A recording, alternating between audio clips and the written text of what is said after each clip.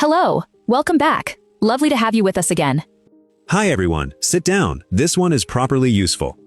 Ethan, I have a question, and I've been sitting on it since this morning. That's never good news. It's excellent news. It's just going to annoy you first. So, Everything you say annoys me first. Go on.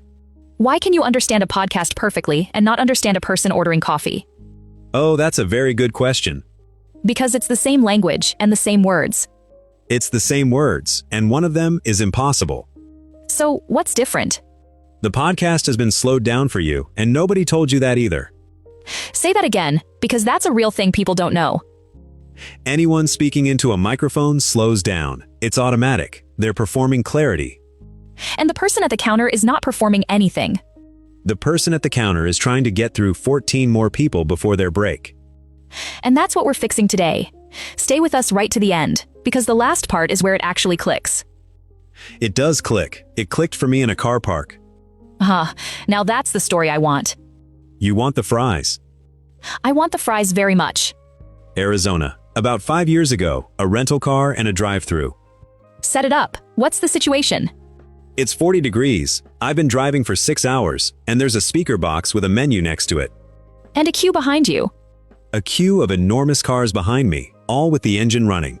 So no time pressure at all. None whatsoever. So I order, very clearly, because my English is excellent. Obviously. And the voice in the box says something back to me. How long was it? About a second. Maybe a second and a bit. And what did you hear? One sound, one single continuous sound, going down at the end. Not words. Not one word. A shape. A noise with a shape. So what did you do? I said, sorry, and she said it again, identically, at the same speed. Of course she did. Why would she change it? Why would she? She'd said it 400 times that day. And the second time? The second time I heard the same noise, with slightly more panic attached. How many times did you ask? 4. I asked 4 times. There is a queue of cars behind me, and I am asking a box to repeat itself. And on the fourth? On the 4th, she said it very slowly and separately, the way you'd speak to a child. Which is the moment? That's the moment, because what she said was, do you want fries with that? 7 words. 7 words. I knew every single one of them. I knew them when I was 15. And you'd have written it perfectly. I'd have written it, spelled it, explained the grammar of it. And you could not hear it. I could not hear it once, in a second, out of a metal box. And this is the part that makes people give up, isn't it? This is exactly where people decide they're bad at English. When actually they have a listening problem, not an English problem. They have a rhythm problem, and nobody teaches rhythm.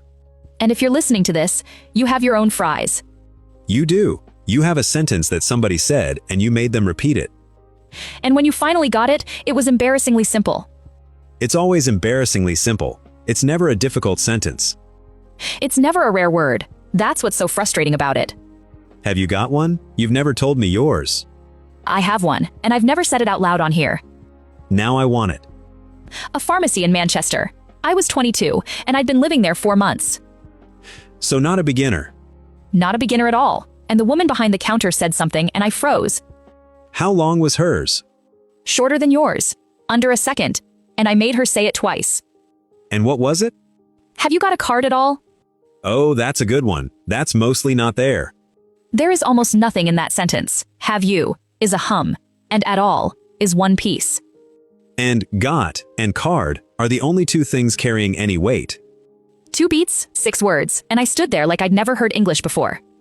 So today, we're not giving you vocabulary. You have plenty. Today we change what you're listening for. 4 tricks, and the first one is going to sound wrong to you. It sounded wrong to me, and I'd been teaching this for years.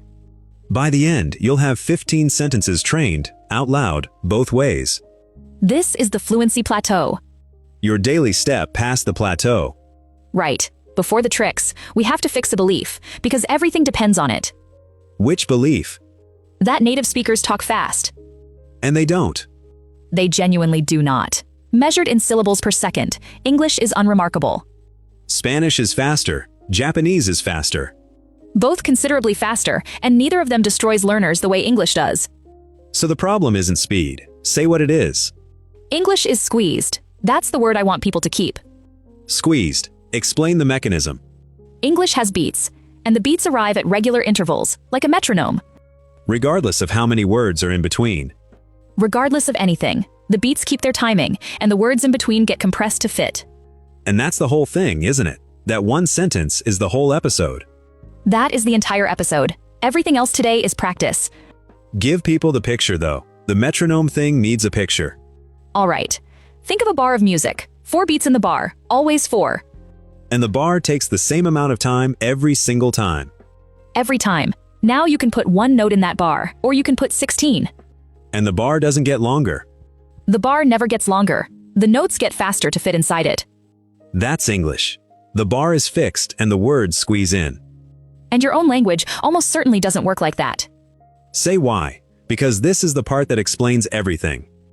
Most languages give roughly equal time to every syllable, same size, one after another. Spanish does that. Italian, Portuguese, Japanese, Turkish. And if you grew up with one of those, your ear counts syllables. That's what it's for. So it counts syllables at an English sentence and gets the wrong number. It gets a completely wrong number, and then it panics and calls it speed. It isn't speed. Your ear is measuring the wrong thing. It's measuring beautifully. It's just measuring with the wrong ruler. And nobody ever handed you the other ruler. Nobody hands you the other ruler, because the people teaching you were born holding it. Let's prove it, because people won't believe it otherwise. Prove it then. Give me a short one. Dogs eat bones. 3 words, 3 beats. Now the long version. The dogs have eaten the bones. 6 words. And how many beats? Still 3, dogs, eaten, bones. And how long did each version take? Almost exactly the same amount of time. Say them one after the other so people can hear it. Dogs eat bones. The dogs have eaten the bones. Same length, twice the words. Twice the words in the same second. So where did the extra words go? They got squeezed. The and have and the are almost not there. They're there. They're just extremely small.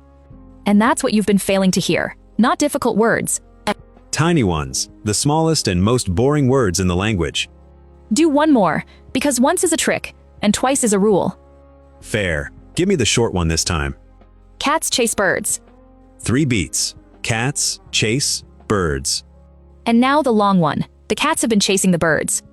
9 words, and still 3 beats. Cats, chasing, birds. Everything else is filler holding them apart. And it took about the same time as the 3-word version. A fraction longer, and nothing like 3 times longer, which is what the page suggests. 6 extra words for a fraction of a second. Which is where they went. They didn't disappear, they got thin. That's a better word than squeezed, actually. They got thin. So let's name which words get the beat, because that's a rule you can use tonight. Name them. Nouns, main verbs, adjectives, and adverbs. Those carry the meaning, so those get the beat. And which words get squeezed? Articles, prepositions, pronouns, auxiliary verbs, the glue. And the glue is nearly all one syllable, which is why it disappears so easily. It disappears because it's predictable. Your brain doesn't need it. A native speaker's brain fills it in without checking. That's what fluent listening is. And here's the thing nobody tells you, which is the title of this episode. Say it. Native English teachers can't teach you this, because they never learned it. They've been doing it since they were 2 years old. They cannot see it. Ask a native speaker to say, "The dogs have eaten the bones," slowly. And they'll give you every word at equal size. Equal size, evenly spaced, which is a thing they have never once done in real life. They'll give you a version of English that does not exist. With the best intentions, and it makes it worse, because now you're training on a fake. And then you meet the drive-thru. And then you meet the drive-thru, and nothing you trained on is there. So here's the promise for today, and it's a specific one. Make it specific. After this episode, you will stop trying to hear every word. Which sounds like giving up, and is the exact opposite. It's the opposite. It's how native listeners have always done it. They hear about 60% and they don't notice the gap. They don't notice because the gap is filled by expectation. And you can build that expectation. That's all a trick is. Right. Trick 1. Trick 1, and this is the foundation. Count the beats, not the words. And to train it, we're going to say everything twice in 2 forms. Explain the 2 forms clearly, because this is how the whole episode works. Form 1 is the citation form. Every word separate, Equal, spelled out in sound. which is how you have it stored in your head. It's how you learned it, and it's how you say it in your own mouth. And form 2 is the real one. Running speed, real rhythm. And your job is to notice the distance between them. That distance is your whole problem. And say where the citation form came from, because it isn't an accident. It came from the page. You met these sentences in writing first. Every word with a space around it, sitting there politely, all the same size. And you learned them by reading them and saying them one at a time. So the version in your head is a picture, not a sound. It's a picture of a sentence, and you've been trying to match a sound to a picture. Which is why it never fits. It was never going to fit. There is one more thing to do while we run these, and it matters. Tell them. Tap the beats, with your hand, on the table, on your leg, wherever you are. Actually tap, not in your head. Not in your head. Your body learns rhythm about 10 times faster than your brain does. Which is why children learn songs before they learn sentences. So tap twice when we say a 2-beat sentence, and feel the words fall between the taps. And if a word doesn't land on a tap, that's a word you're allowed to lose. That is the whole method in one instruction, honestly. Let's do the first one. Citation form. What do you think? And the real one? What do you think? Half the length. And how many beats? 2. What? And think. Everything in the middle is squeezed to nothing. Do you almost vanishes. It becomes a tiny sound between 2 beats. It's still there, and it's not information. Together, the real one. What do you think? Again. What do you think? And now notice something. You just said it correctly. You did. First attempt, because saying it is easier than hearing it. Which is the strange thing about this whole subject. Production is easier than perception here, and that surprises everybody. Right. Next one. Citation form. Where did you get it? 5 separate words, now the real one. Where did you get it? 2 beats again. Where and get. And did you collapses into almost a single sound. And the T at the end of get runs straight into it. So the last 2 words become one. That's linking, and it's constant. Together. Where did you get it? Again. Where did you get it? Third one, and this one is full of glue. Citation form. I'll give you a call. 5 words, 5 equal sizes. Now real. I'll give you a call. 2 beats. Give and call. And the A in the middle is barely a sound at all. It's a schwa. It's the most common vowel in English, and it has no character whatsoever. It's the sound of a word not mattering. That's a good way to put it. It's the sound of a word not mattering. Together. I'll give you a call. Again. I'll give you a call. 4th citation. Can you send it over? And real. Can you send it over? 2 beats, send and over. And it over links into one piece, because a consonant met a vowel. Which is the single most useful thing to know about English sound. Say the rule properly, for people writing this down.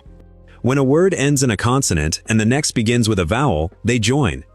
They stop being 2 words, there is no gap. And in writing, there's a space, so your eyes have been lying to you for years. Your eyes have been lying to your ears. That's genuinely what's been happening. Together. Can you send it over? Again. Can you send it over? 5th, and this one is almost all glue. Citation form. It's up to you. And real. It's up to you. How many beats? 2, up and you. And that's a 4-word sentence. Half the words are invisible. Half of every English sentence is invisible. That's the number I want people to keep. I want to say when that landed for me because I was already teaching by then. Go on, this is going to be embarrassing. Deeply. I was recording myself for a class, and I played it back slowly. And you heard yourself. I heard myself say a sentence I would have sworn had 8 words in it. And how many were actually audible? 4. 4 of them existed. The rest were shapes where words had been. And you'd been teaching people to listen for 8. I'd been telling students to listen more carefully. For years. Which is the worst advice in the entire subject. It's the worst advice, and it's the most common, and I gave it every week. Because listening harder just makes you hold on tighter to the words that aren't there. Together. It's up to you. Again. It's up to you. Right. First pause, and it's a listening one. Set it up properly. Pause the episode. Say the citation form of any of those 5 out loud. Every word separate, slowly. Then say the real one immediately after, and feel the difference in your mouth. In your mouth, not in your ears. The mouth is where this gets learned. Go. And notice how much smaller the real one felt. It feels lazy. It feels like you're doing it wrong. It feels wrong, and it is exactly right, and that feeling is the last thing to go. It took me about a year to stop feeling apologetic about it. And the drive-through, for the record. Go on. Do you want fries with that? Citation form, that's 7 words. And the beats? Want, fries, that, 3 beats in 1 second. And you were listening for 7. I was listening for 7, and 3 arrived, so I heard nothing. Quick thing before trick 2, and then straight back. Go ahead. If you're still here, this channel exists for you specifically. Someone who reads English comfortably and gets destroyed by a coffee order. Which is a very particular humiliation. It's the worst one, because you can't even explain it to people who don't have it. So subscribe, and come back tomorrow. 1 episode a day, said out loud, is the method. And if you know someone with their own fries sentence, send them this. Everyone has a fries sentence. Everyone has one, and everyone remembers it years later. Right, trick 2. Trick 2, and this is the one that gives people permission to relax. Say it. The middle is supposed to be mush. Meaning the bit between the beats. The bit between the beats is not a failure of the speaker. And it's not a failure of your ears. It's the design. English is built to have a soft middle. And here's what people do instead, and it costs them the next sentence. Describe it. You miss a small word, you stop, you go back to work out what it was. And while you're back there, the speaker has said 2 more sentences. So 1 small word costs you an entire paragraph. That's the actual cost, and it compounds. By sentence 4, you're lost completely. And you conclude that your English is bad. When your English was fine and your strategy was wrong? Put a number on it, because people don't feel how expensive that is. All right, going back to work out a word takes you about 2 seconds. 2 seconds feels like nothing. 2 seconds is roughly 6 words of incoming speech that you did not hear. So you paid 6 words to recover 1. You paid 6 to recover 1, and the 1 was the. That's the trade. And you make that trade 4 or 5 times a conversation. And by then, you're a paragraph behind, and you're nodding at things you can't see. The nodding is the worst part. You know the nodding. I lived in the nodding for about 2 years of meetings. Tell them about the meetings, because that's a very ordinary kind of suffering. Weekly project calls. 8 people, none of them slowing down for me. And you understood how much? Enough to know when it was my turn, and not enough to know what had been asked. So what did you do? I answered a slightly different question, very confidently, and hoped. And did it work? It worked more often than it should have, which is its own problem. And what changed it? I stopped going back. That was the entire change. I let the small words go. And within a month, you were following the call. Within a month, I was following the call and contributing to it, with the same English. With exactly the same English. Nothing was added. Nothing was added. I just stopped spending words to buy words. So let's train the mush deliberately. 6th sentence. Citation form. Let me know what happens. And real. Let me know what happens. Beats. Know and happens. 2 beats, 5 words. And let me is squashed into the front like a run-up. It's a run-up. That's a nice way to think about it. The first bit is just approach. Together. Let me know what happens. Again. Let me know what happens. 7th, and this one is 6 words of almost nothing. Citation. I'll see what I can do. And real. I'll see what I can do. 2 beats. See and do. 4 words in the middle, and none of them get any time at all. And notice they're all completely predictable. That's the key, isn't it? English squeezes exactly the words you could have guessed. It never squeezes the surprising word. It squeezes the obvious one. Which means the mush is safe to miss, by design. By design, you are allowed to not hear it because it carried nothing. Together. I'll see what I can do. Again. I'll see what I can do. 8th, and this is the longest one today. Citation form, and this will take a while. Do you want to come with us? 7 words, all equal. Now the real one. Do you want to come with us? How many beats? Want and come. 2 beats, 7 words. 2 beats out of 7 words. That's the drive-through ratio exactly.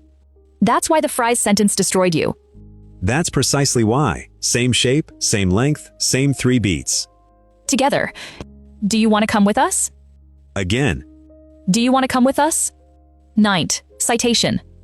It doesn't matter to me. Real. It doesn't matter to me. Beats on matter and me. And there's a flap in the middle of matter, which we should mention. Explain the flap, but explain it honestly. The T between 2 vowels turns into a very quick D sound in American English. Water, better, matter, party. And we can't demonstrate the difference for you because our voices do it automatically. Which is worth saying out loud. There's no contrast we can play you. So do this instead. Say matter the way you learned it in class. With a hard T, carefully. Then listen to us say it and notice we didn't. It doesn't matter to me. That's a D. That's been a D the entire time you've been learning English. Together. It doesn't matter to me. Again. It doesn't matter to me. Right. Second pause, and this one is about giving up on purpose. Set it up.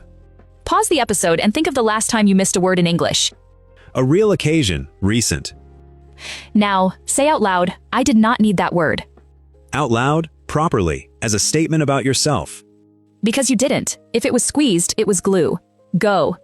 And that instruction feels irresponsible the first time. It feels like permission to be careless. And it's the difference between following a conversation and drowning in one. Trick 3, and this is the one that got me out of the panic. Say it. Hear the shape before you hear the words. Meaning what exactly? Meaning, before you identify a single word, catch whether it went up or down at the end. Because that tells you what kind of sentence it was. That tells you almost everything you need to reply. And you can catch it even when you understood nothing. Even through a metal box in a car park. Especially through a metal box. The shape survives what the words don't. So let's be practical. What goes up? Yes or no questions go up. Do you want fries with that? And what goes down? Statements go down, and so do questions with a question word at the front. Which surprises everybody, so say it again. Where did you get it? Goes down at the end. It's a question, and it falls. And people are taught that questions rise, which is half true and completely misleading. It's the most common thing native teachers get wrong when they try to explain it. Because they've never had to think about it. Give them the other shapes too. Up and down isn't the whole set. It isn't. There are 3 more worth knowing, and they're all free information. Start with the list, because lists are everywhere, and they're very easy to spot. A list goes up, up, up, and then down on the last item. Bread, milk, eggs, and coffee. And you heard the fall on the last one without me telling you. Which means you can hear a list ending without knowing what any of the items were. And that's worth having. You know when to speak again. Knowing when to speak is half of a conversation, and nobody teaches that either. Second shape, the one that means I haven't finished. That's the flat one, isn't it? It just hangs. It hangs in the air, it doesn't fall, and it doesn't really rise. And people who don't hear it interrupt, and then apologize, and then lose the thread. And they think they were rude when they simply missed a shape. And the third one? Surprise! It goes up much further than a normal question, and it starts higher. You did what? That's it, and you knew that was surprise even with no context at all. So the shape carried the whole meaning and the words carried almost nothing. Which is the point of trick 3, and it's true more often than you'd think. Let me say the practical version of it, because it's a real tactic. Say it. If you catch nothing, answer the shape. Up gets a yes or a no. Down with a question word gets a piece of information. Flat gets silence, because they're still going. And you'll be right often enough to stay in the conversation. Staying in the conversation is the whole game. You can't recover from leaving it. And once you're out for a minute at least. Right, let's train it. 10th sentence. Citation first. That's what I was going to say. 7 words, and real. That's what I was going to say. Falling at the end, because it's a statement. And going to is squeezed into almost 1 syllable.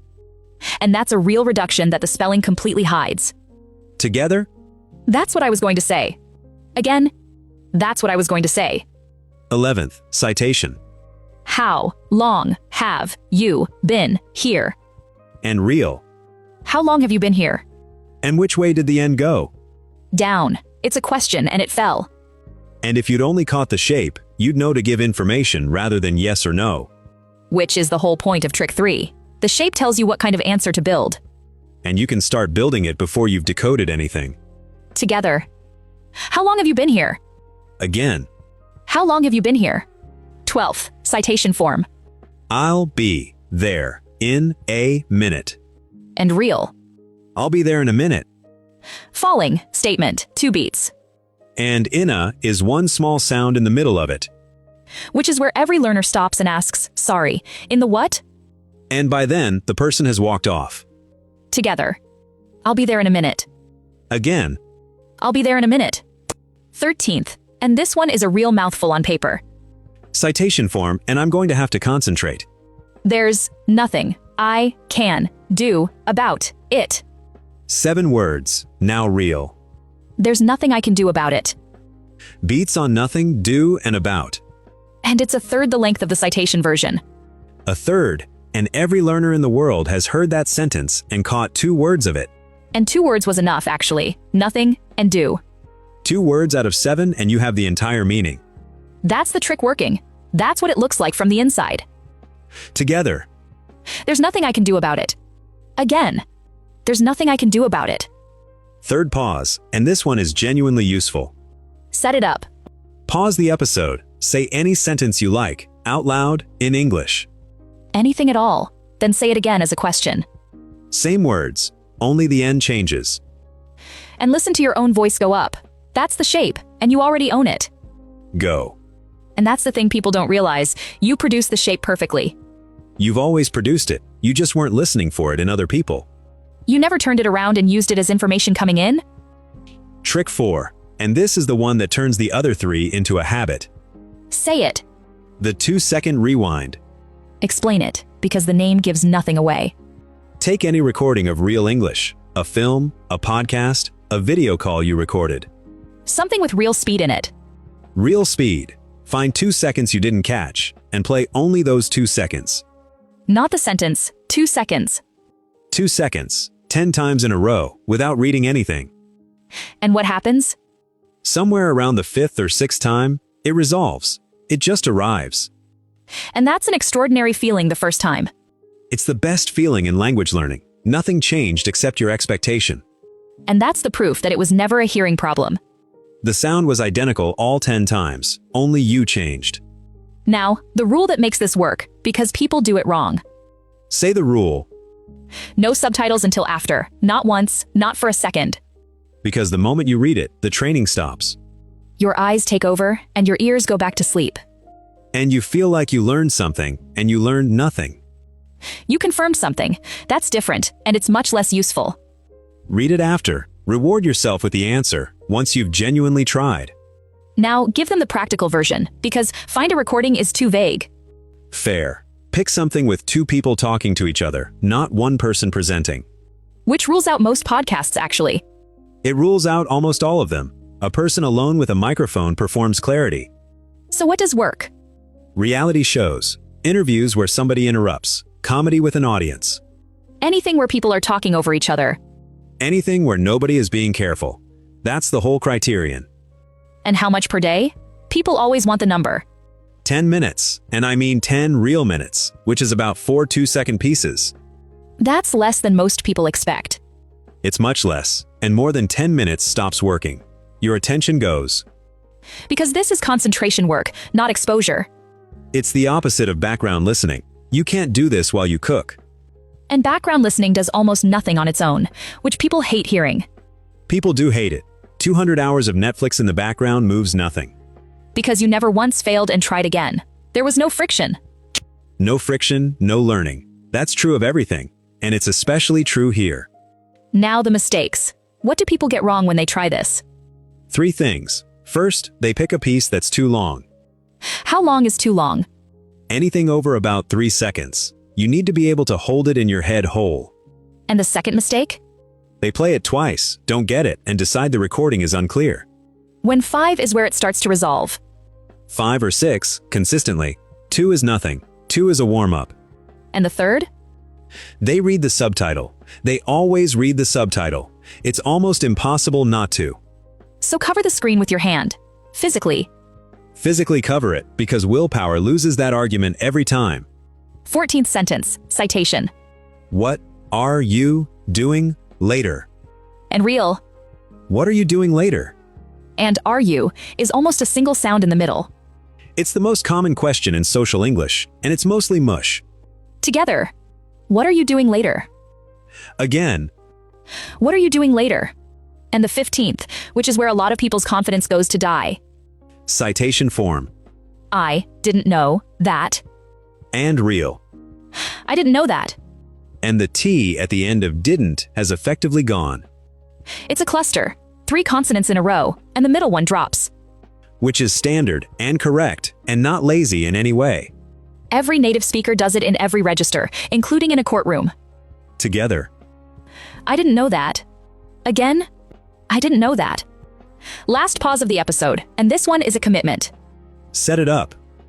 Pause it and say out loud what you're going to play tonight. Name the thing. The actual show, the actual episode, out loud so it exists. And say how many minutes? 10 is the answer, but say it in your own voice. Go. Naming it out loud is the difference between a plan and a nice idea. And a nice idea has never once trained anybody's ear. Not one ear, in the whole history of the thing.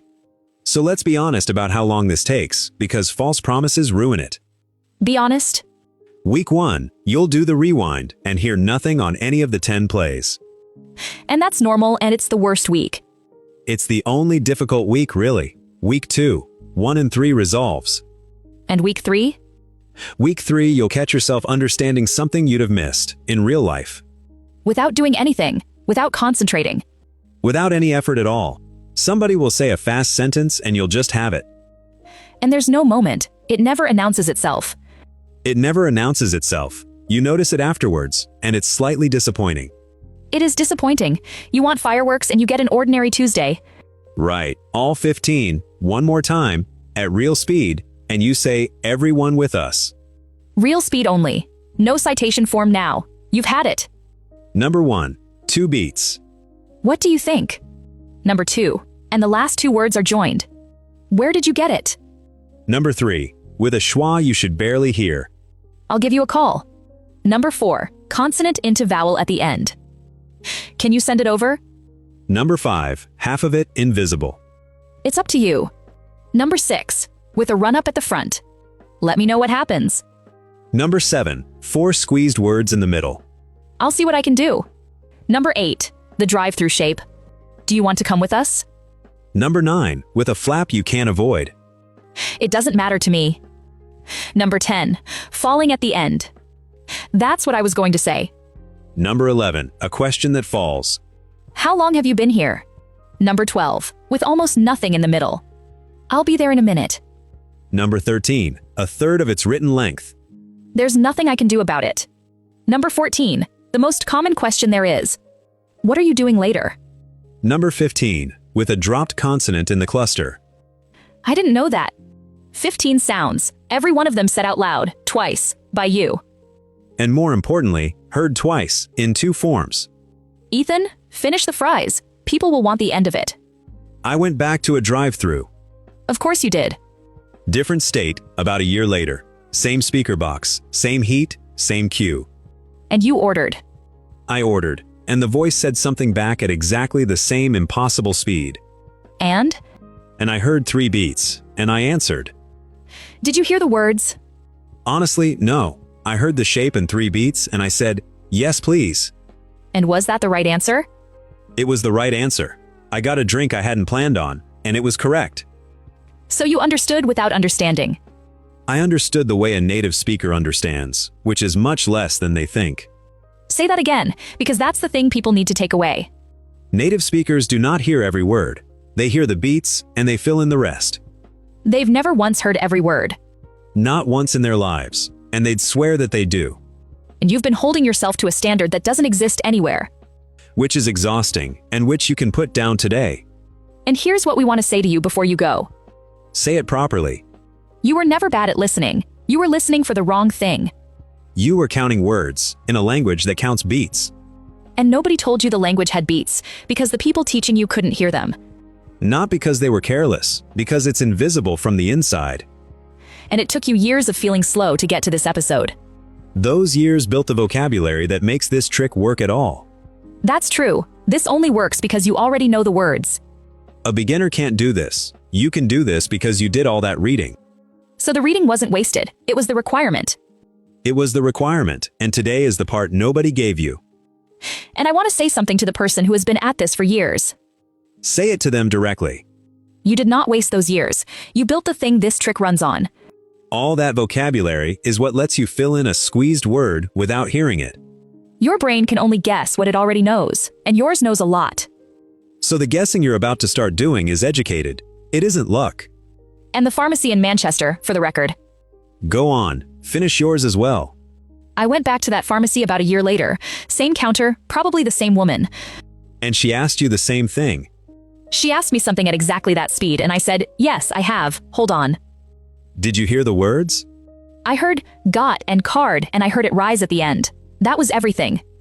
2 beats and a shape. 2 beats and a shape, and the whole exchange took 4 seconds and I forgot it. Which is the actual goal, not triumph, forgetting that it happened. So tell us in the comments, what is the one sentence you always have to ask people to repeat? Just the one that keeps happening. Write it exactly as they say it, and we'll tell you where the beats are. We do read them, and the same sentences come up again and again. Which should tell you something on its own. It should tell you that it isn't you. It was never you. Do the rewind tonight, 2 seconds, 10 times, no subtitles. This has been the Fluency Plateau. Your daily step past the plateau. We'll see you tomorrow.